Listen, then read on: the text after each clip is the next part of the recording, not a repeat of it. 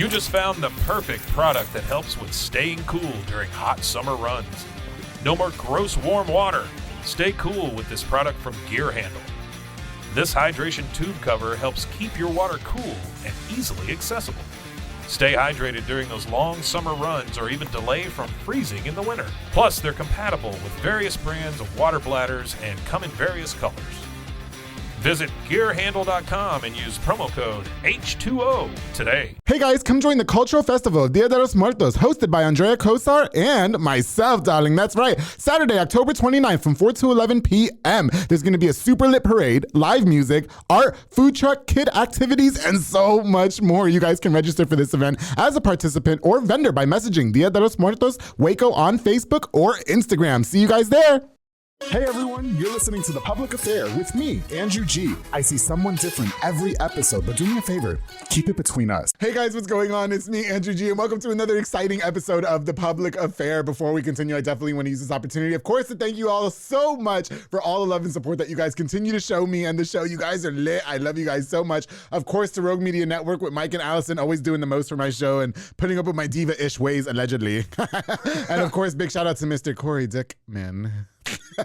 Our episode's out now. He has a show called One Star Rewind. If you haven't seen it, I sat on this side of the couch and I was being super slutty. Go watch it right now, okay? Look up One Star Rewind, Andrew G, episode 38, I believe it was called, right? Yes, okay.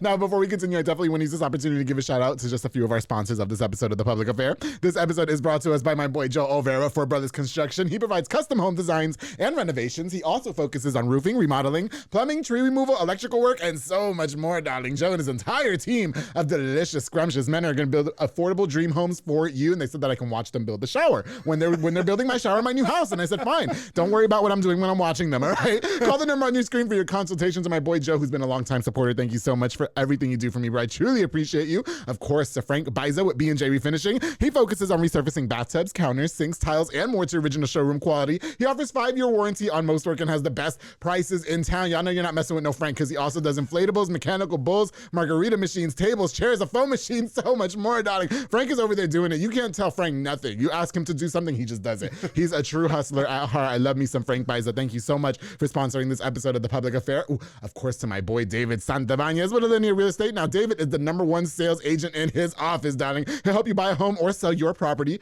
Make sure you follow him on Facebook at David with Alinea, or call the number on the screen, darling, for all your real estate needs. My boy David is going to put me in my dream chateau one day that Joe's going to build the shower in, and I dream about it every day. It's going to be so great. I love it. David's definitely the guy to work with for your next home purchase. Make sure you guys hit him up today. Thank you for being a longtime sponsor. Oh my goodness. Of course, the Pee-wee's Crab Cakes of Texas with my girl Nika Armstrong. Oh, serving the most authentic Cajun cuisine with a wide selection of signature crab cakes, pasta, seafood, and more. I just rolled around in the Krabby seafood pasta over the weekend at my house. She's on DoorDash now. She gets it delivered to you. Oh, it was delicious. The top recommended, though, is the Southern Fried Catfish Special, served with seafood pasta, potato salad, and 6 fried shrimp. Now, the fish is topped with Houdat sauce. I'm not going to tell you what it is. You got to head over to 108 Jim Drive in Hewitt, or order online at Order Pee-wee's Crab Cakes on thego.com. To my girl Nika Armstrong, thank you so much for being a longtime sponsor, girl, of The Public Affair. I truly appreciate you, queen. And of course, to Waco Fencing and stuff with my boy Juan Morales. Juan builds privacy fences and chain link fences, perfect for all that extra at-home privacy.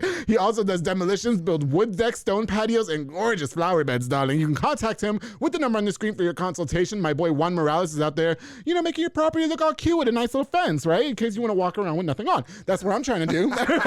Privacy fences, darling. Thank you to my boy Juan Morales for being a longtime sponsor of The Public Affair, bro. I truly, truly appreciate you. I was damn good, by the way. Thank you. I appreciate it. Clearly, I am sitting with the pro. Oh, stop it, Pete. And second of all, I'm like, I need to get some sponsors going. I mean, this guy, my podcast is usually over by now. Shit. No, we're not even started. Yeah. Well, as you guys can see, I am amongst a media personality legend, and you guys know that. I've had the Ann Harders on the show. I've had the Chrissies on the show, the Guthis. I've had so many notable people that I love. It's a star-studded cast. Yes, but for somebody like this next guest that I have on the show, it really means a lot to me that he even took the time out of his busy schedule. Being a veteran in what he does, I definitely look up to people like him. I'm so grateful that he's here. He came to talk to us about his career, his battle with addiction, and more. I'm so happy to welcome and be in the presence of Mr. Pete Sousa.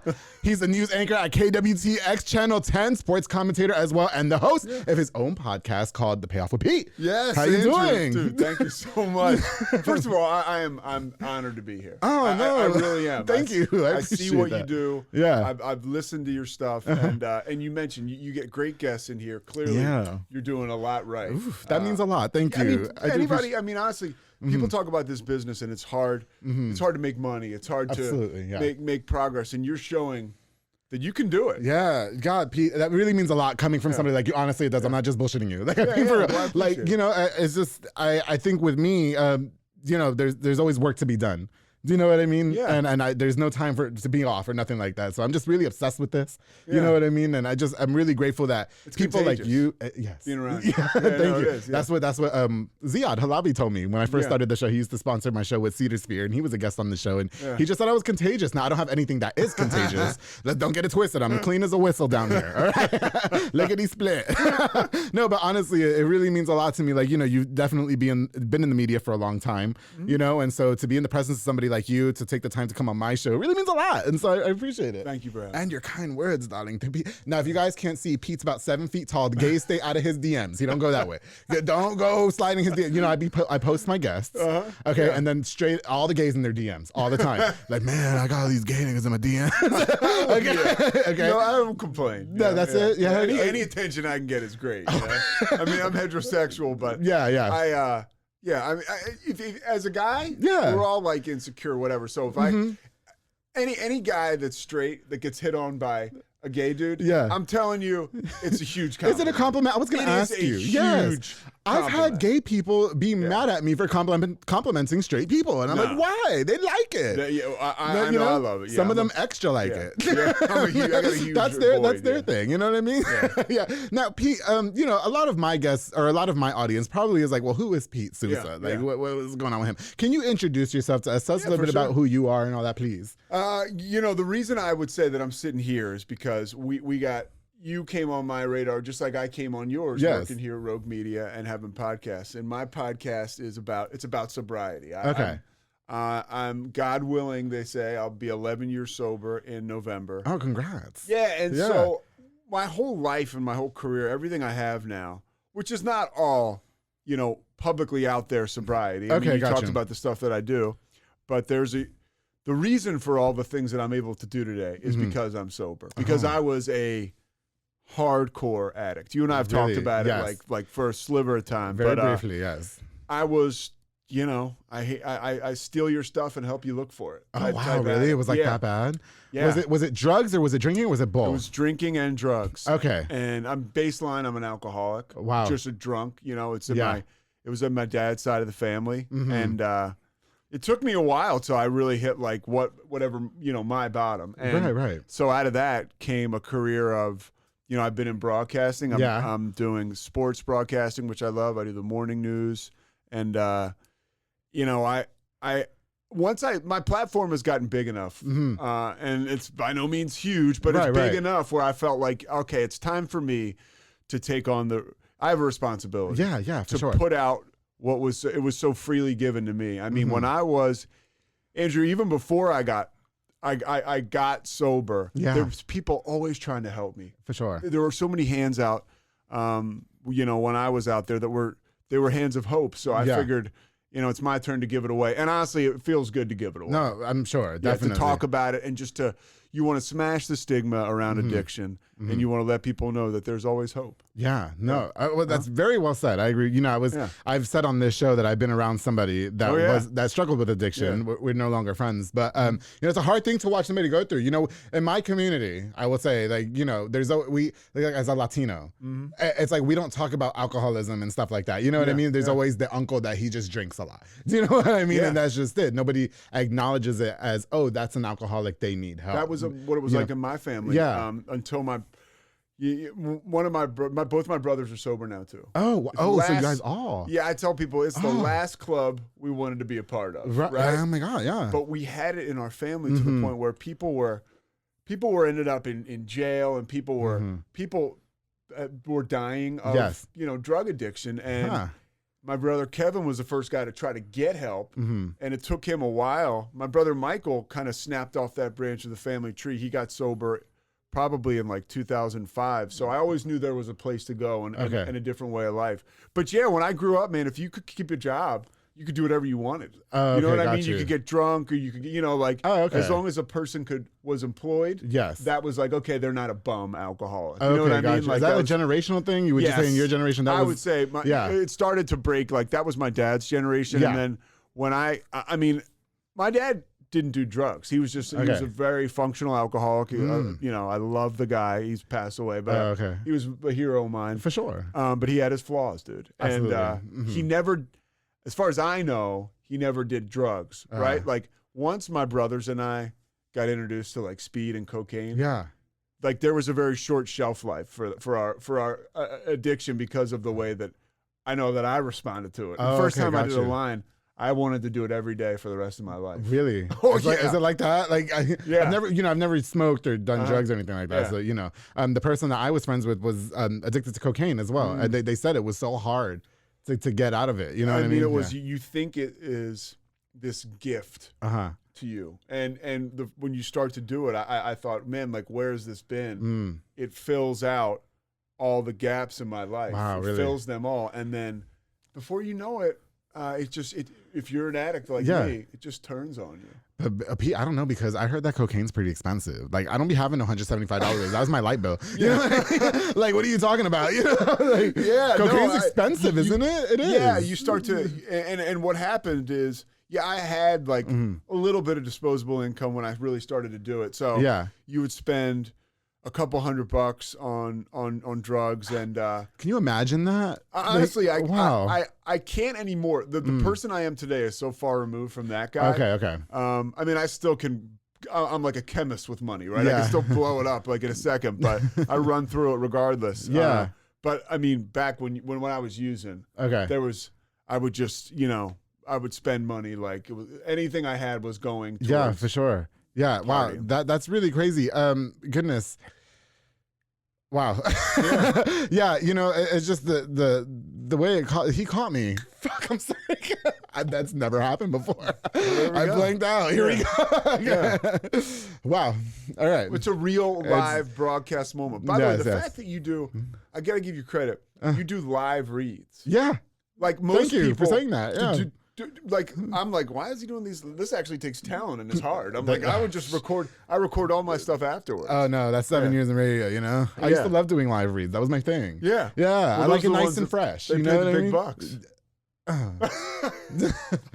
They pay the most. You know what? We have a really good relationship, my sponsors and I. No, we do. There's a good understanding, and I'm just here to help them like they're helping me. Yeah. I will say, Pete, when I first met you, I kind of felt bad, but I appreciate you not judging me, because we did have we had this mixer for Rogue Media Network where all of us were all together in that little basement or whatever.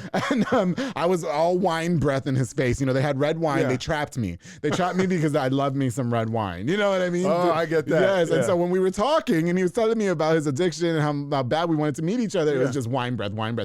Do things like that, being in environments like that, does that ever trigger you? No. Well, here's the deal. It did. When I got sober, I finally came to a point where if I was going to really do it, I went to rehab. I went to a treatment facility, and then I went to an extended care, but basically a halfway house. Oh, okay. And after that, I lived in Jersey City, New Jersey, and I worked in a kitchen. This dude, worth mentioning, this gay dude, Stephen Smith, who I met in rehab. Shout out to Stephen. And he was big in the gay community in New York City. Oh, okay. He just had all his friends were gay dudes, his husband, Boris, and we would always hang out with them, and they were just super cool. Yeah, definitely. And so Stephen was just such a giving guy. When we got I got out of this extended care place, he was like, you and another guy, Tim, who's like my brother to this day, still sober. For sure. You and Tim can come work for me at this place called Table Tales. So I lived with Tim in Jersey City and worked in New York City for about a year. So we're talking like 18 months of, rehab, halfway house, living with Tim, working at Table Tales, where I was almost like institutionalized in a sense, where I wasn't ready to be around alcohol and drugs at that phase in the game. Okay. Now, dude, there's no place I can't go. It's just everywhere. It's everywhere. It's in media. It's in everything. It's in everything. It's in everything. And if you have dating, I mean, if you go on a date with a woman, she's gonna drink. I mean, most likely. And if she doesn't, who cares? But definitely, it's something that comes with the territory. And I can go anywhere I want. And but like when it's 10 o'clock and they start to move the tables away for people to start dancing, like I'll kind of leave because I got no reason to be there. Yeah, if it's somebody's wedding and I do want to dance, God forbid, I'll stick around. But it's and it's really cool because when I first started, and for people who are listening to this and maybe you have an issue or something, when I first stopped, that was a huge concern of mine. I won't be any fun. I won't be able to go places. Okay. I won't, here I am. This is almost 11 years ago. I won't be able to have a glass of champagne at my wedding. Dude, 11 years later, ain't no wedding. You know what I mean? Like we could change that, Pete. The days of sliding dudes, you can try something different. But it's all those projections that we have that aren't real, Right. And it's like your mind playing tricks on you. And it keeps you drunk if you're an addict. Absolutely. And that's almost like normalcy to you. Yeah. Right? Like just being drunk all the time and surrounding yourself with people. Do you think that has a big influence on your addiction and all that? There's the thing like, getting sober, and I use the 12 steps. Right? Okay. It's a big part of my sobriety. I go to AA meetings, and there's a piece of our literature that says we sought out lower companions. Okay. In sordid places, and that was how I ended up. I was in places with people who I could say, oh, that guy's actually lower than me. Oh, that woman's lower than I am. Okay. So let me spend time with them so I kind of feel like I'm not that bad. That's crazy. So you hang out with unsavory characters, lower companions in sordid places. Okay. Yeah, I mean, and that was my story. No, it's crazy that because I hate to keep bringing it up. It's Bring like up whatever you want. Well, it's like beating a dead horse at this point, but I know when I was, when I saw it firsthand, that's what it looked like to me. Yeah. Was that I'm just going to hang out with all of these people because like I have more money than them, but we're all still doing the same thing. This like is we're your all, friend. Do you know what I mean? Like, does that make 100%, sense? dude. Yeah. And it was crazy to me to see that. And I was like, what the fuck are you doing? Yeah. And then what happens is, this is for me, you end up getting kicked out of that friend group because you're so bad. Right. I mean, it's like the old story, and I know I'm older than you, but like Guns N' Roses was like an incredible band. Okay. And their drummer was a real addict. They were all addicts, heroin, whatever. But their drummer got kicked out of the band for drugs. Okay. You get kicked out of Guns N' Roses for using drugs, like that's pretty bad. Okay, yeah. Like so, and I got like kicked out of my friend group pretty much, and these guys were all partying and using, but I was that bad where people were like, you're just like, you kill the vibe. Yeah. We're worried about you. Were you like fighting? Were you like very violent or no, what kind never of, violent. I would just, I would get, if I didn't have speed to keep me up, I would get just fall down drunk. Wow. I mean, one of my bottoms was I ended up at my buddy's house, and I was there with the girl I was dating at the time, and we were such a mess. He asked us to leave, and we left. Yeah.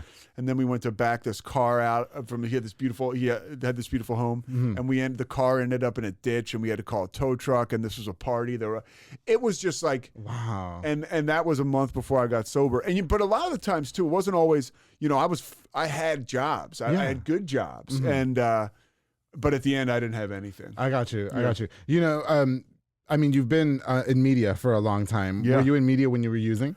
No, I for a little bit towards the end, I did some radio for the Charlotte Hornets, and but isn't being like on a little side note, and this is kind of funny, isn't being on the radio drunk like the best thing ever? Yeah, dude, I mean, come on, it is one of, and there's it's lit. Like I did it a couple times. And it's for lack of a better word, it's intoxicating. Okay, a lot of times, if you can go in a studio by yourself and have one other person there with you, you can go in drunk, you can keep it going. Yeah, you're on 100%, and that's another thing too. As an addict, you think like I have this superpower where I can go on the air, I can use drugs. I see. And then like nobody can tell you nothing. No. Yes, exactly. I got you. And then one time, one time I was working for the Hornets, and I've talked about this before. I was working a playoff game. I was on drugs, and I just wanted to leave. I mean, I didn't, but all I wanted to do was leave, and this was an experience that I should have been loving. Okay. I'm working my dream job. I'm in the media. But I'm like, all I want to do is chase that high. Okay, got you. Yeah, it was just like, I need to get out because there's nothing here for me at the moment. Exactly. Yeah, I need to chase. I need to go drink more or do more partying. And listen, guys, I'm not an alcoholic, but I was very open about the fact that I did record that one commercial drunk that one time, and they aired it. Oh, really? Okay, I was a little tipsy. I was. I shouldn't say which commercial. In radio. Let's not. Okay. those in glass houses shouldn't throw stones. Well, okay. that's one of the things that for me was always attractive about radio, working in the media. There was a kind of a sexy lifestyle to it. Okay. Like you would work in the media. Or for me, I worked in sports for pro sports teams. Yeah, yeah. And you would always party after the games, or you party with people in the media, and that's all a lie too. Yeah, for sure. Because if you're going to be successful, if you're really going to be a success, you're not closing up the bar. You have to wake up in the morning to do a morning show or afternoon drive, so you kind of be with it. No, yeah, definitely. Yeah, there's definitely a sense of responsibility for sure. But I've definitely made some poor choices in my career. I've been drunk on this show. You know what I mean? Mike and Allison know they've had to chop it up. When it comes to your addiction for the drinking and the drugs, what was like the first time for you that you used or drank and you were like, and it got out of hand? Well, was it like the first time you experimented with the, No, the first time. I mean, look, dude, that was my first spiritual experience. Was the first time I drank. I was like, I can't. The first time I got drunk, I drank when I was a kid once, and just like because it looked like such an exciting thing to do. Everybody in my family did it. Yeah. But I drank once when the first time I drank in high school. And I could talk to girls. Yeah. I was always nervous to be around girls. I could talk to them. I had confidence that I had lacked. And so that was like, it was again, like I said, the same thing with cocaine, which came into the picture much later. I felt like I could do things that I wasn't able to do before without this stuff. Yeah, yeah. So it was a while. I think that's a great question. When did it start to get out of control? Was there one instance? I think in high school, the way I treated women wasn't great. I mean, it never was abusive, physically or verbally, but I was dismissive. I was, I looked at them as, whether it was like a trophy or like you use them as a drug, like they're exciting. It was all ego. That's all men, Pete. Yeah, that's not a problem. That's all you men. That's that's all y'all do is use us. There was a lot of ego stuff. Yeah, for sure. And I look back on that behavior now, and I'm embarrassed by it. Okay, got you. And it's not the way I am today. But so that's kind of like, I think it started to get out of control in high school with the way that I looked at women. And I think in college, I just started to get. This is when I knew. So I was in high school. Yeah, I was in high school, and I got a scholarship to play football in college. Oh, cool. But I was partying so much. My second semester in high school, senior year, I was taking I discovered pills, so I'm taking all these pills. Okay, got you. And I'm drinking all the time. And I went to play in this all-star game in the city of Philadelphia, and this guy was giving me a physical. You had to get a physical to play in this game. Okay. And he was like, something's wrong with your heart. It's beating funny. So I was like, oh, I'm fine. He's like, you got to go see a cardiologist. And the cardiologist was like, you have an enlarged heart. You have cardiomyopathy. He's like, you can't play football ever again, pretty much. And he's like, you could have gotten it one of two ways. You could have had a virus that went through your body and attacked your heart, or because basically your body gets so used to fighting this virus that the virus goes away and your body attacks your organs. So that's they call it viral cardiomyopathy. Or he said you could have gotten it through abusing drugs and alcohol. He's like, but you're pretty young. And I remember thinking like, oh my God, like I'm starting to damage my body. I can't play football. They kept me, I was lucky. They kept me on scholarship. I went to the University of Richmond, so I had to be affiliated with the team. But that was my first real consequence. And Andrew, they were like, how do you think you got it or whatever? And I was like, oh, it must have definitely been the virus. Got you. You know what I mean? And there's no way it could have been the addiction. And now I'll show you. I have a whatchamacallit, defibrillator right here. Oh, okay, really? I got it last year. I got it in July. And that's it's like, the closest we've gotten to a man taking a shit off on the show, by the way. I only beg all the guests. It's a legit like situation. And now, were they dismissing? I mean, because you mentioned, okay, it could have been from the virus or it could have been from drugs and alcohol, but you're pretty young. Were they like automatically dismissing that? They were kind of, but my mom was honest with the doctors because she'd been kind of on my case because she knew it in my dad and knew it was in my family.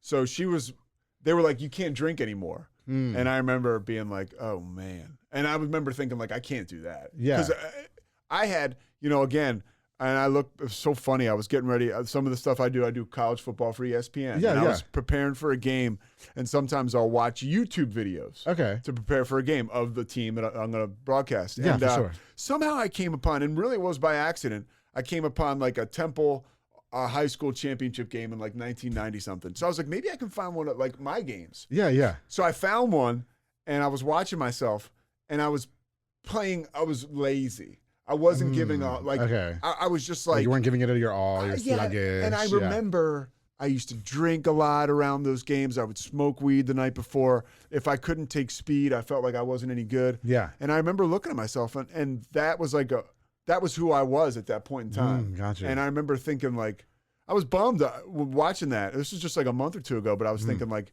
one, I'm never going to let that happen again. Right. And two, I put alcohol before everything from as early as 18. Here I was this football player with a shot at really being something, and definitely I just wanted to drink and smoke weed and chase girls. Do you think you wasted a lot of time? Do you have regrets? Regret. Everything that I have done has gotten me here on this couch with you, which is awesome. And which is awesome. Thank you. I'm chasing my dreams. Right. However, I regret that I hurt people. I hurt people. Okay. You know what? That's a really good place for us to take a break, because that was my next question for you. Yeah. Okay, but we got to take a little break, okay? It's the commercial break. All right? Now, when we're going to get back, we're going to learn more about Pete Sousa and his drug addiction and alcohol addiction. We're going to learn more about his career in media and more. So make sure you guys stay tuned to this very exciting and informative episode of The Public Affair with Mr. Pete Sousa. We'll be right back. Hey, guys, I hope you're enjoying this really, really great episode of The Public Affair with the king, Mr. Pete Sousa, darling. Before we continue, I definitely want to use this opportunity to give a shout out to just a few more of our sponsors of this episode of The Public Affair. This episode is brought to us by my girl, Juliana Resendez with JR Renovations. She's a general contractor specializing in commercial businesses and residential homes. She's a true queen, darling, leveling the playing field in a male-dominated industry. And I'm going to say about Miss Juliana Resendez, she don't play them games. Don't be playing them games with her. Do not play them games with her. She's about her business, and I love it. I love me some Juliana Resendez. Follow her on Facebook and Instagram at JR Renovations, and call the number on the screen for your consultations. And my girl, Juliana, thank you so much for sponsoring this episode of The Public Affair. Of course, to my boy and my girl, Julie and Ana Banda with Banda's Hauling Service. They rent dump trailers, you fill it up, and they haul it away. They also do junk removals and tree brush removals and haul cars in and out of town, darling. If you need a tow, they got you as well. Very affordable, very dependable. Love me some Banda's Hauling Service. You can book now with the number on the screen to Julian and Ana Banda. Thank you guys so much for sponsoring this episode of The Public Affair. Ooh, of course, to Embrace Fitness with my girl Lisette Luna and Amanda Switzer. They teach group fitness classes, darling, that are fun and dynamic. They specialize in total body workouts by Escalate and by Jackie and Zumba Step. Classes are Monday through Thursday at 6 p.m. and 7 p.m. You can also contact them to rent the building for parties and small events. My girl Lisette Luna and Amanda Switzer are snackish, and they want to make you look the same. Thank you so much for being a longtime sponsors of The Public Affair, girls. Truly appreciate you. Oh my goodness, of course, to Ali's Drive-In with Alexis Rivas and Diana Rivas, a convenience store located where the old Kobe's is in South Waco, 2105 Dutton Avenue. You can stop by for delicious snacks or a cold drink. Now, if you need beer for a party or for yourself, they have this huge selection with a wide selection of ice cold beer. Did I say selection? I meant freezer, darling. You can order from the kitchen too with the delicious selection of food to satisfy your appetite, or to go with that cold beer every Friday. They have Enchilada Friday, homemade enchiladas. It's called Ali's Drive-In, 2105 Dutton. It's right up the street. Go check them out when you get out of here. Yeah, sure. It's like a convenience store, and they have like homemade food and everything. It's delicious. Absolutely. Tell them I sent you. Okay, yeah. Tell them Andrew G sent you. You can stop by this monumental convenience spot in South Waco today to Ali's Drive-In. Thank you so much for being longtime sponsors of The Public Affair. Of course, to my girl Nancy Pulsini with Parkway National Insurance. She provides insurance for all commercial trucks and tractor trailers, and she also provides insurance for all contractors along with home and basically all your insurance inquiries. You got to hit up my girl Nancy Pulsini. She's out there giving out LLCs too, all right? Call the number on the screen for all your insurance inquiries. Y habla español también, to my girl Nancy Pulsini. Thank you for being a longtime sponsor of The Public Affair, girl. I truly appreciate you. And of course, to Elite Barbershop with my boy Sid Rodriguez, located on Hewitt Drive, making me look super snackish for more than 120 episodes of The Public Affair. You can call the number on the screen to book or download the Squire app, darling. Walk-ins are welcome as well. He also has Marcus Guerrero, Chris Reyes, Santos Cordova, David Rodriguez, Isaac Chavez, Clint Fletcher, and Isai over there, making you look just as snackish as me. Elite Barbershop is going to hook you up. Thank you for being a long time, the longest running sponsor of The Public Affair, bro. I truly, truly appreciate all your support. All right, guys, we are going to get right back into it with Mr. Pete Sousa, news anchor at KWTX Channel 10, sports commentator, and the host of Payoff with Pete. He's talking to us about his drug addiction, alcohol abuse, and more. Here we go. Man. I know. I told you should have brought a bottle of wine. I should have bought a bottle of wine, but that is so. This guy is running 100 miles per hour. Listen, Pete, that's hard work. I drink enough wine on this show. Okay. I think for you to talk about being sober and stuff, I was like, I could put the wine away for a little bit. Even though I will say, Pete did say that I could bring the wine. He did. Yeah, well, and we were talking about earlier. Yeah, there's no place I can't go as long as I have a purpose to be there. That's it. Like and my purpose is being here with me. Oh, sweet. I love it. Okay. Yes, perfect. All right. know what? Right before the break, we were getting really into your drug addiction and all that. You picked back up there. Good job. Yeah, you see. Okay, listen, I know what's going on here. Yeah. Pete, listen, I'm a professional, darling. I know you've been doing this for 50 more years than I have. All right, but I do this. No, you know what? You mentioned that in the midst of your addiction, that you were really hurting people. Yeah. And I think that's one of the biggest things that a lot of addicts don't realize, how it's affecting the people around them. You don't realize how it affects us, because again, I was involved in that. And so it's a hard thing to watch somebody that you love and care for go through. What were you doing to hurt these people? Can you indulge us a little bit, please? Lying was like a whole language unto itself. Oh yeah. And that was something I did all the time. I'm not even going to say I was good at it, but it was anything I could to just keep people off my back, or because it wasn't so much as like I was betraying these people for another person. It was I was betraying them for this thing. And I think it's a shame because like you have felt, you know, you gaslight people, you know, as an addict who's in active addiction, you can make them, I mean, there's such a dedication to that. You can make other normal people think that they're insane. I got you. And there's just a lot of that. And, you know, there are a lot of letting people down. You know, somebody gives you an opportunity. Yes. And you blow it. Yeah. And because here's the deal. I mean, I could clean it up for 5-10 minutes or 5 weeks or 5 months. But eventually, when you're dealing with the beast that is addiction, it is coming for you. Yeah. It's going to show up. Maybe not right away. Okay. But it is going to show up. That's how my experience was. How do you feel about people who try to recover cold turkey? I mean, look. Do you think that's effective? I know how I did it. Okay. And that's one thing about my podcast is like I try to have people of all walks of recovery come on. I mean, I had this one girl on recently. Her name's Gentry. She's like this social media superstar. Okay. She's sober 4 years, right? But 2 years ago, she had a slip and she drank. Now, in her mind, she says, I don't call it a relapse. I call it a lapse because there's so much connected to the shame of drinking again. And I mean, the girl's 4 years sober, and you can tell she's got the sunlight of the spirit going through her soul. Okay. Is that my story? Yeah. No. Yeah. But it's hers. So, and like, that's how she does it. So whatever works for you, I know what works for me. If I'm hearing you correctly, you keep referring to yourself as an active addict.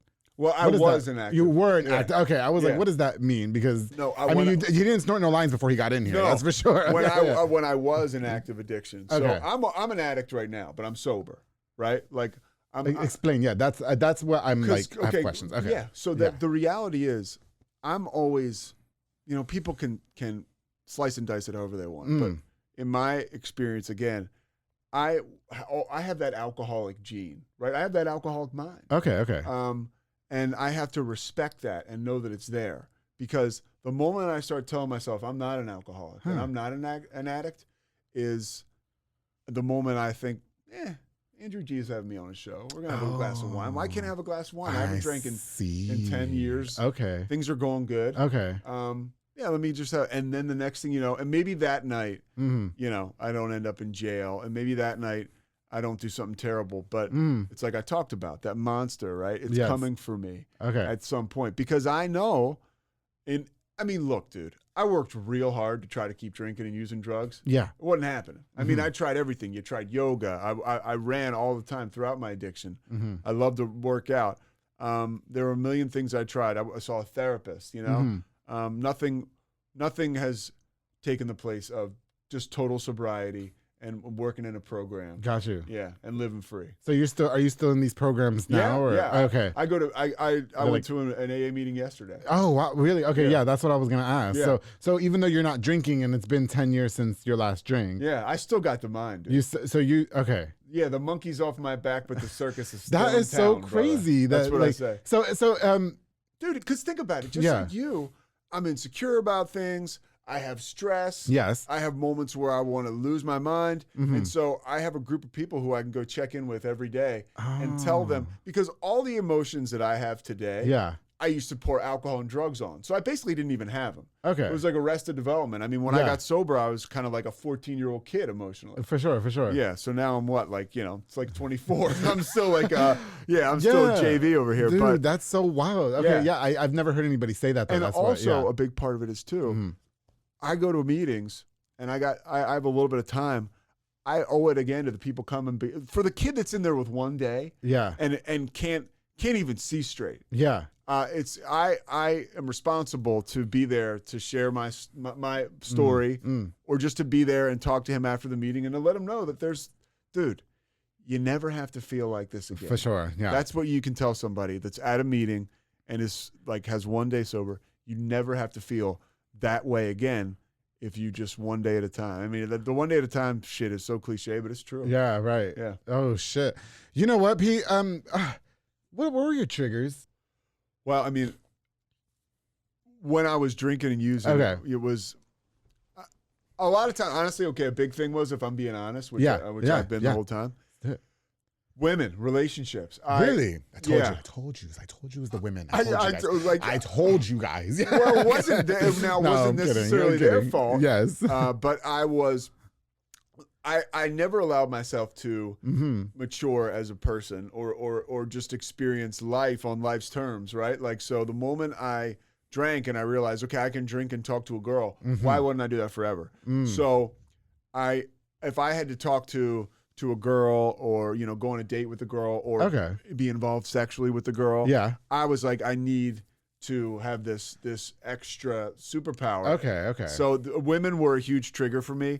If I were to date like a woman who I saw as like beautiful, in my mind, I felt like I'm not good enough for her. Yeah. So I would drink and take enough stuff to make me feel like I was. Yeah. I gotta get personal with you. Yeah. You're single now? Yeah. Is that because of that? Or? No, I was actually just living with a wonderful woman, and she lived in Dallas, and we were doing this commute, and it was exhausting for both of us. Okay. So we kind of backed away, but no, I now I can. That's another thing I want to say. Yeah. I've dated girls who drank. I dated girls who drank a little, a lot. Right. None at all, and I don't have that problem anymore. Okay. Like, I don't, and that's the thing, like, I tell young guys that come in, I can remember when I was like a year sober, scrolling through my phone and being like, dude, I don't have one. I'm a year sober now. Yeah. I'm not texting with one girl romantically. Okay. And it's not like that anymore. Right. You know what I mean? Like, that was all bullshit. I would tell myself, I'm never going to meet a girl. Dude, Andrew, a big thing is like, I'm never going to how can I have sex sober? Well, it's a blast. You know what I mean? Like, I didn't know that. Yeah, but there's nothing like that red wine sex either, though, Pete. There's nothing like that red wine slutty drunk sex. Yeah. I mean, but then that's I respect sober that. sex is fun too. Yeah, anytime I had that surprise a couple weeks ago. It was nice. You it is. Yeah, because it's beyond my wildest dreams because I never experienced it and I never had the confidence to. I still sometimes don't know what the hell I'm doing, right? But I never had the confidence to navigate that, and now I do. You met the right person. I'll give you tips.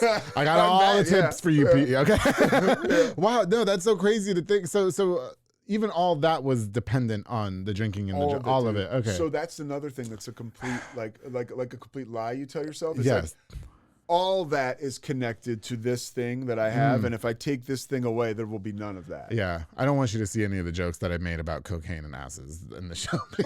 Don't go back. You ever seen The Wolf of Wall Street? Oh yeah. Yeah, I don't listen. I think drugs are horrible. Yeah, but that was kind of hot. Oh, I think it was hot. Dude. It was kind of hot, right? Of course it was. You see how real Pete's keeping it? Yeah, dude, all that stuff is still. Sorry, that's still. I'm not gonna let you. It's Android TV. It turned off twice, like in the last few episodes, right? Yeah, dude. I think that stuff's like seductive. Yeah. Okay, got you. So with all that being said and everything, though, I mean, I wanted to talk to you about. So you've been sober for 11 years. 11 years in November for drinking and drugs. Is that correct? 100%. Okay. In November coming up. Yeah. Okay, gotcha. So over a decade. Okay. Can we just discuss relapses a little bit, please? Because you talked about your guest Gentry is her name, correct? Gentry, yeah. Gentry, excuse me, and that she called it a lapse because she only drank that one time. Yeah. Have you relapsed at all in the last 11? No, not in the last 11 years. But there was a time when I couldn't shake this thing. Like I would stop drinking for a month, and then I would, convince myself that like I needed to for whatever reason. Okay, gotcha. Whether it was to be a part of with my boys watching video games. Oh, they're smoking weed. Well, I can smoke weed. And then eventually it led back to drinking. See how people do that. Like I need to be concentrating.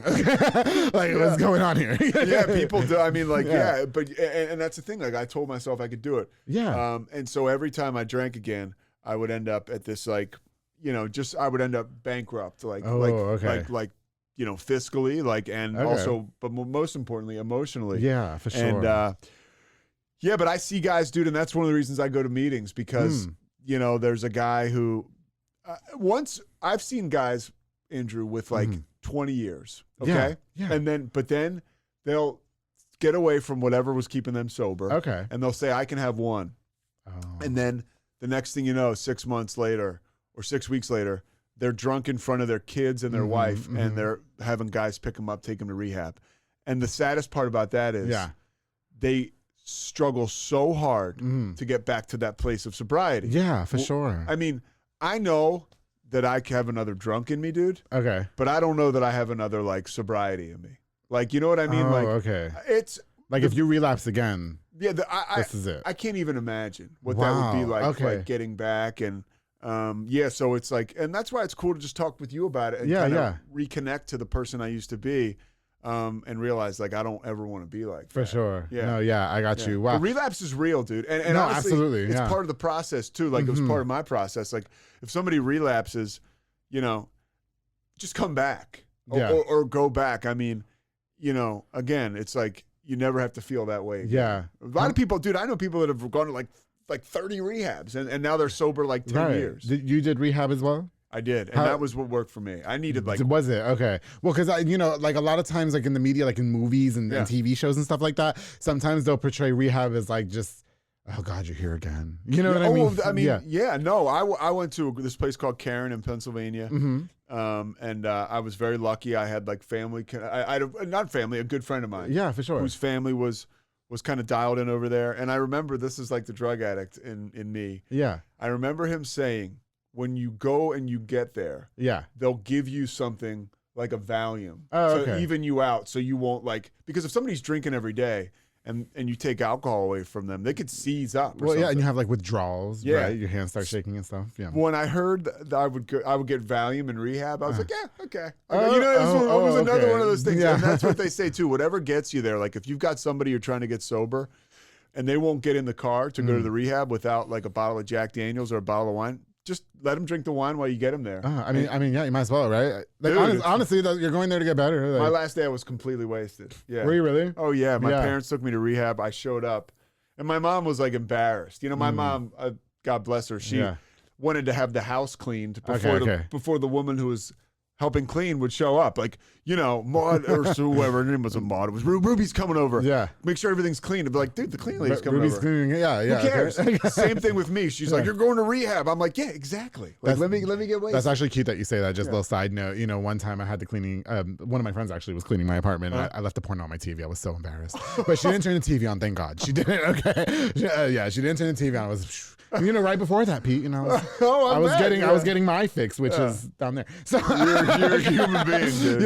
Welcome to the human race. That's it. We're all disgusting, but no. Okay, so the rehab worked for you. So and then also just a little personal too. Did you learn how to have sober sex? Like, are you good now? Okay. But I was like terrified the first time. It's crazy that I've never thought of sex being a thing where you have to either be drunk or what I mean. That's why you can enjoy red wine and shit and whatever. I can remember the first time I made out with a girl when I was sober. I literally was like, I'm going to kiss you now. She was like, okay, dude. I mean, like I was so nervous. That's it. Like I was so nervous. I thought I was going to like pass out. How old, can I just ask, please? Yeah. Okay. How old were you when you had sober sex the first time? Oh, I was 34. Yeah. Yeah. It's like you're a virgin. Like, yeah. What is going on? I was 34 and honestly, like the girl was incredible girl. Yeah. It didn't last, but like to this day, I like think so fondly of her. Like I almost look at it as like, wow, what an opportunity I was provided.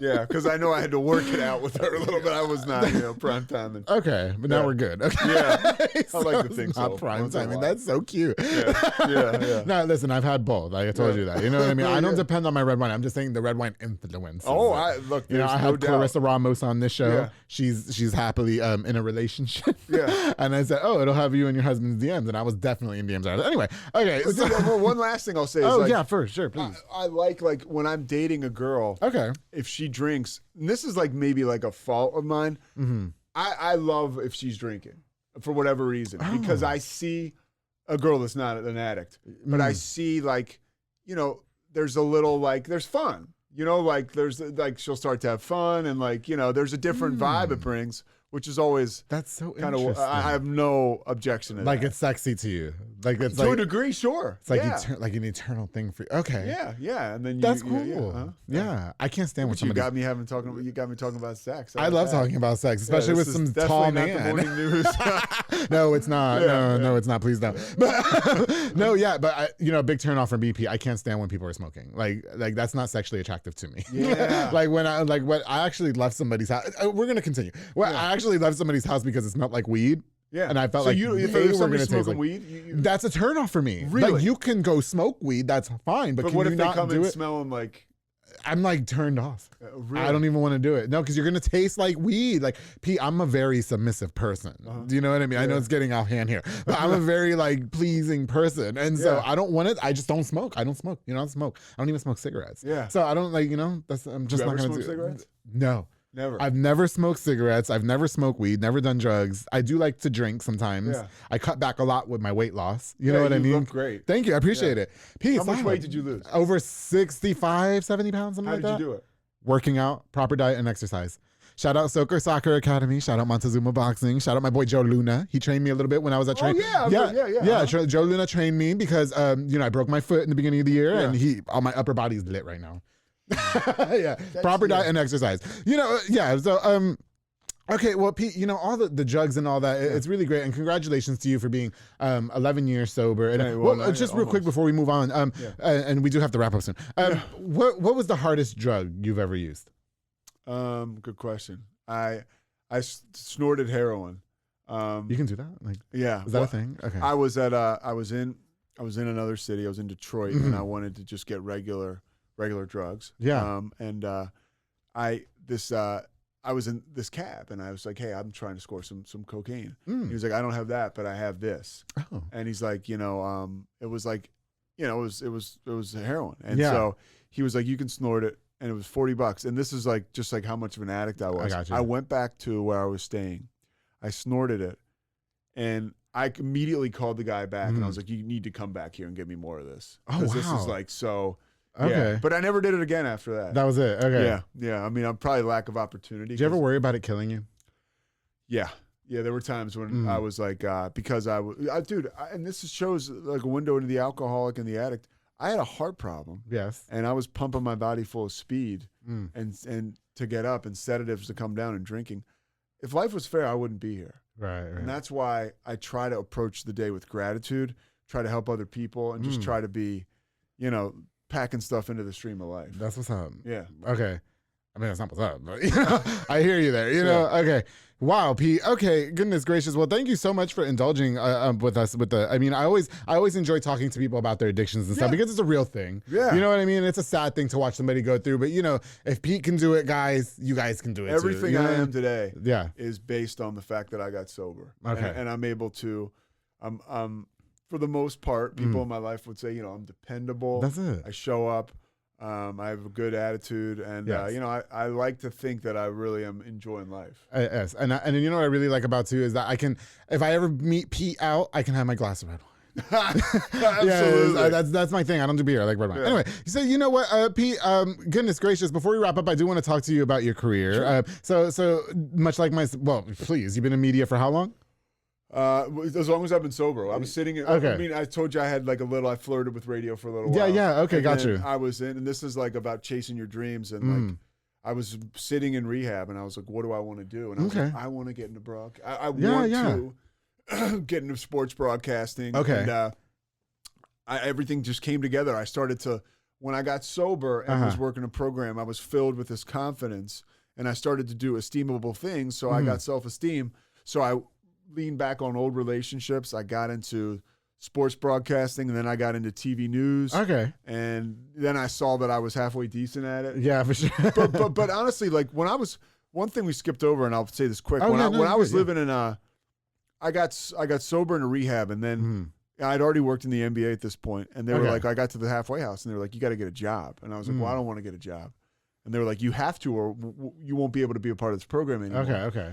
So I was like, okay. And I ended up working at a Kentucky Fried Chicken. Oh, wow. When I was in this halfway house. And I say that to say, like, that was a humbling job. Okay, gotcha. And to show up and to think that your shit doesn't stink, but you don't know how to work the register.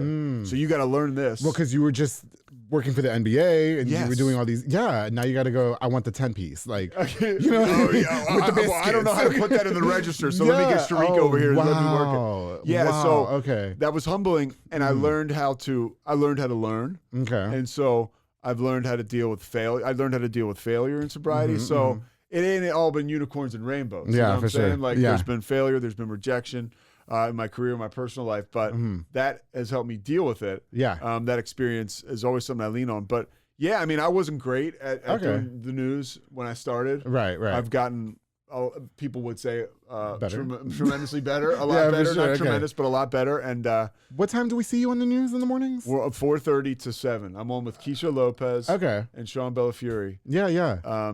Literally, I have to, when I mention them, I just have to say that I love them because they put up with me. Keisha's my girl. She sits right next to me every day, and I know I drive her nuts because I'm just kind of crazy, and she deals with me. Can I just give a shout out to my good friend real quick, Justin Early? I love me some Justin. Justin Early. Hey, by the way, that was a wink if you're just listening to audio. Justin's on that night, right? Yeah, like, Justin is later. He is the straw that stirs the drink. I had to do it. Yeah, he's on. Justin's on. He's on at 5. Okay. He's on at 4 o'clock. He's like kind of the face of our new 4 o'clock show. And he's on at 5, and Justin is the sweetest, coolest guy. Love that guy. And he's very, very good at his job. Yes, absolutely. Love that guy so much. We've been hanging out a little bit. Or we were. Now we're busy. So, We're going to get back to that. Yeah, no, for sure. What's up, Justin? Anyway. Okay, so yeah, then real quick. So you dabbled in radio a little bit. I dabbled in radio. And then wasn't your thing? What's going on with that? Honestly, that's why I love the podcast, because it kind of flexes that muscle. I love a long-form interview. Just sitting here doing this. And I've noticed I have a genuine interest in people. So if I'm doing a sports broadcast, like a couple weeks ago, I was doing an Oklahoma State game, and the game sucked. It was a blowout. It was an awesome atmosphere and incredible opportunity for me. But the final score is like 55-10. Okay, gotcha. So when you have a game that escapes you like that, you know, I'm working with this guy, Chad Brown, who played in the NFL forever, and I can talk to him about, I'm so interested in his career, which can kind of help navigate the broadcast. And I was thinking, I was doing that with him. I was like, wow, this is like, I'm pretty comfortable doing this, connecting with him, and I was thinking, it all goes back to stuff like this, and me doing my show like that. I think that I've developed that skill. I think that's where it's at. Yeah, definitely. I love what you do, what I do. Yeah, sitting down with people, getting to know them. Dude, let's get beneath the BS. Yeah. What makes you tick? What do you like? That's what I like. Yes, I like to know all the dirt stuff. That's why we got into sex earlier. Yeah. So that is one of my sweet spots. Doing the podcast, interviewing people. So I love radio. Yeah. And I also love TV. TV for sure. I love doing the morning news. I don't know if I could ever do, like, I would love to be a news anchor or something, but I don't know if I could do sports commentating. I'd be over there flirting. Well, I mean, you'd be like, where's Andrew? Over there with the 49er. He's with number 69. we used to have to be careful, and I never had, all the women I've worked with in pro sports were like on the up and up, but like they were more, you know, you would have to like worry about that. Like, are these women here? What are their morals? Do they want to meet athletes and date them? Or that's me. Yeah. I don't have no morals. I don't know. I don't care what the game was. Let me go to your locker room with you real quick. You know, if you didn't know, I started here. My podcast before podcast, I did radio for a long time. Yeah, and it was just like a dying breed to me. Yeah. You know what I mean? Well, I love it. Here's the thing. I listen to Howard Stern still. I love him. And he does a great job, Andrew. He talks about radio days and meter clicks and just how everything was about, how hard he worked to come up with bits and just to move the dial. It's changed so much. Isn't it crazy how much it's changed talks about in the years? Ooh. He's older and he's changed a ton, but he talks about, you know, everybody has a podcast now. He talks about, and honestly, that's why you're a talent, because when you start out and you mentioned of all those sponsors you have, that's what Howard talks about, like, is lacking. But like because literally, what can you do to keep people captivated? You know what I mean? And to have them come back and listen to you. And that's sort of a lost art now in the long form podcast, but it's something that you do, I'm trying to do. And that's what you talk about, being a dying breed. Yeah. You know what I mean? Because if you're going to be a successful radio DJ, you've got to drive ratings. Like that's it. If you don't rate, or you like, you're going to hear about it. I think in just my personal experience, it didn't become about driving ratings and being a personality anymore. Everything was about business. Yes. Everything was about selling commercials. They weren't like pushing personalities. Yeah. Like when we were growing up, I wanted to listen to so-and-so on the radio. Yeah. I wanted to see so-and-so at Joe the Mama restaurant. in you know, whoever. Yeah. And so it just wasn't about that anymore. And me and Chrissy, I love Chrissy, Power 108 Chrissy. And we had a big talk about it right before I left. Or whatever you want to call it. You know what I mean? Yeah. It was, she just said, personalities is just not to thing anymore, Andrew. Like it's just like all of us that this is it. You know what I mean? It's happening in TV news too. Really? Okay. Yeah, it's just you notice it's just more of a monster, more of a economics driven. Yeah, more of it kind of takes the fun out of it. Like that's why I try to that's why and I'm not just saying this. That's why I love the people at KWTX. They let me be myself. I'm a nut. Okay, and they really allow me to be myself. And I know that I wouldn't get that in many other places. For sure. But I see just the industry paying people less, asking them to work more, less experience. You see people on the air now, and you hear them on the air, and you're kind of like, this person go to school for this, or do they have any training? Or well, it's just important to know too. We weren't getting paid shit in radio. I wasn't getting paid a damn thing in radio. I was there for almost 7 years. You know what I mean? It's a labor of love. It's more, just that. It's a commodity being a fucking radio. Anyway, okay. So Pete, God, unfortunately, we do have to wrap up. I wish we could stay here for 3 more hours because there's so many more questions. But real quick, we can catch you on the morning news. You're doing sports commentating for ESPN. Okay, so I'll do some college football, some college basketball. I'll end up doing I do the podcast. Yes. The Payoff with Pete. We can catch you on Spotify. Where you can get podcasts. And that's why Rogue is so awesome. I can just tell people all the platforms. That's it. And it's great being a part of this family with you. It's great. It's great knowing that there's this is a talent-rich environment, and I really appreciate you inviting me to. Listen, it is an honor having you on the show. Somebody who's a veteran that's been through it. Quick before we leave, I know I keep saying that. Before we leave, did your addiction almost cost you your job? Yeah. Okay. Oh yeah. I mean, there was no more jobs by the time I got sober. Not even KFC. You can. KFC was when I got sober. That's yeah. So you get sober and you get one of those kind of back to work jobs. That's it. Yeah. I mean, look, I put alcohol and drugs before everything. Okay. And now my life, we're talking about it, is full. Yeah. And so if anybody's listening to this and they're like, I can't stop, I don't know what to do, there's always hope. And honestly, I always say, I'm not hard to find. Just DM me. We can talk. Yeah. Now, that doesn't mean DM him gays, okay? He didn't mean it like that. He doesn't have Snapchat. Snapchat's the side piece out. I got Snapchat. Do you really? Yeah. Can you add me? Add me on Snap. I'm going to add you on Snapchat so I can tag you on the snaps. Yeah. And if the gays slide in your DMs, just tell them, hey, guys. Look, maybe the gays are having problems with drugs or alcohol. Well, no, they're not going to hit you up for that. They're gonna, I had Mauro Maldonado on this show, episode 49. He called him Silly Buns. Yeah. He said that all the gays were in his trying to message him. Okay. Yeah, it was. I don't know the names, but you've had some attractive women on here. I'm like, yeah. I think all my guests are kind of hot, right? Yeah. Have I slept with any of them? I don't know. I'm kidding. Yeah. Okay. What's next for you? I mean, so you don't have kids, right? I don't have kids. Like that. I was thinking about this today. I mean, we can even just go deeper. I love being single, and I love being able to do what I can do. And there's in my mind, there's a freedom to that, and with work especially. That was one of the things that happened in my last relationship. I work weekends. I do college football. After I'm here in the morning, I get on a plane on weekends. And go somewhere, almost every weekend. So it's tough to find a woman or anybody who's going to be like, okay, that's great. I'm glad that you said that. Yeah, but so work is kind of first for me now. For sure. But I was thinking today, at times I get lonely, and like if something comes into my life, I'm certainly not going to turn it away. Okay. So are you still open to having kids and getting married and all that? Or I mean, you're not that old, right? The What clock are you like? is ticking. No, what are you like 30? Get out of here. Come on, get out of here. I'm in my 40s. He's still young, please. Pete, I've screwed guys a lot older than you, please. Okay, a lot older than you. If that happened, if that were to come and to we're fruition, trying to have a baby right now. if that were to happen, yes, it will be great. But I also do.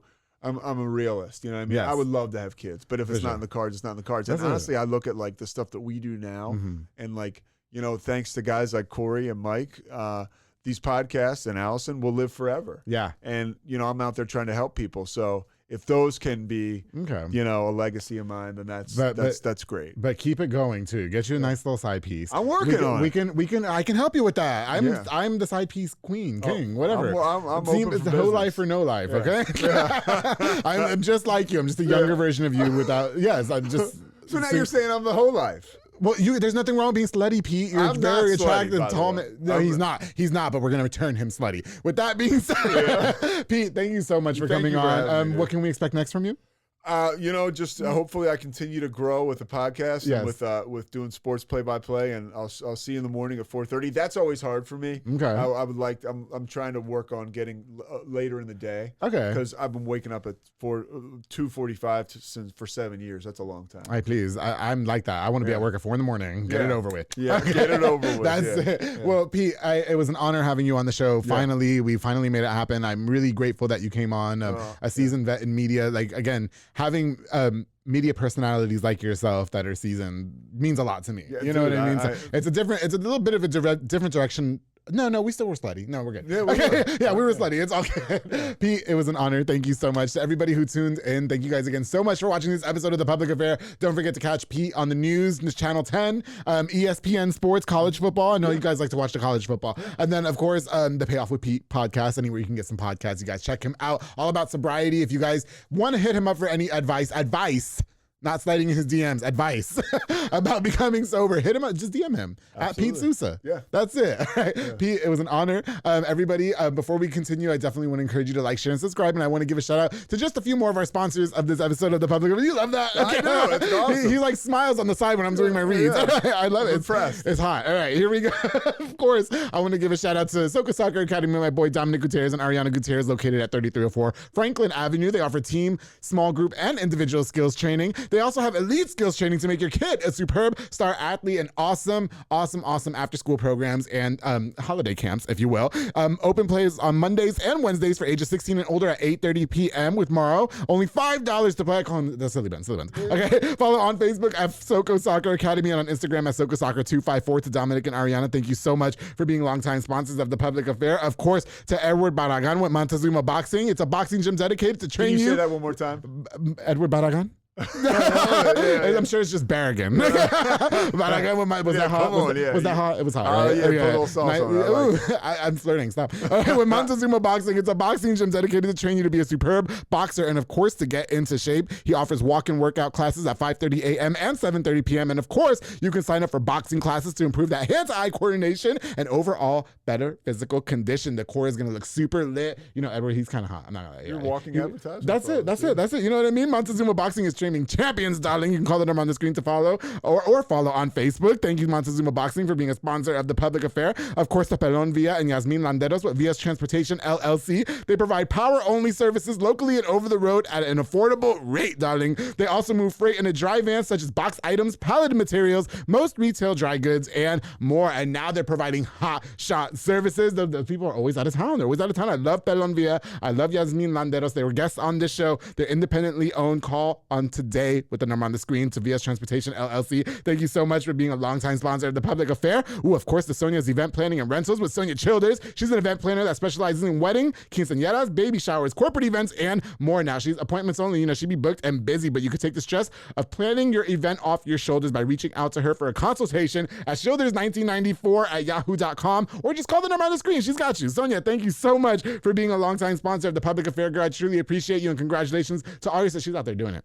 Yeah. Yeah. All her stuff is beautiful. She's out there doing it. Of course, my boy Jeffrey Monreal with Pollo Box and Audio, home for all your LED needs and auto accessories, installation of stereos, door speakers, and audio systems. He also specializes in building custom subwoofer enclosures and much more. Definitely a jack of all trade and your one-stop shop to get everything done in one roof. Jeffrey just put the stars in my car. He put the stars in my car. Whoa. But now I have to turn them off when I'm doing other things in my car. Yeah, but it's gorgeous. He put the dark tin, everything. Oh, he's pimped my ride. Jeffrey Monreal, thank you so much for all you do for me in the public affair, bro. And of course, oh, you can, okay, no, he can make you a michelada, virgin michelada. He does it with club soda. I'm going to get you one, okay? Fat Boy Michelada and Botano, my boy Junior Banda, who provides the best michelada and botana plates for yourself or for a party with a menu of tons of different items, including botanabos, chamois, pickles, and more. He's locally operated. So make sure you get the best and not the rest. Follow on Facebook and Instagram at Fat Boy Michelada y Botana. Place your order now. To my boy Junior Banda, thank you so much for being a longtime sponsor of the Public Affair. Of course, to everybody who tuned in, I truly appreciate you guys. I've got more of the Public Affair coming up on the way. Okay, I'm slurring my words. I'm not drunk, I promise. And don't forget, darling, I don't have my wine. To always keep it between us.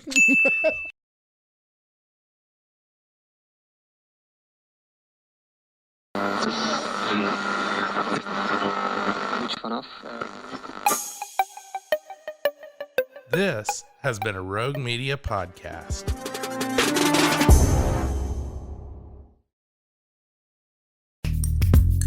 Are you a podcaster? Let's talk podcast hosting. Are you tired of your current podcast host? Need real support in a community that gets it? At Rogue Media Network, we offer top-tier podcast hosting services to help you thrive. From hosting and distribution to dedicated support, we've got you covered. Starting as low as $25 a month. Join our community of passionate podcasters today. Contact us at hello@roguemedianetwork.com.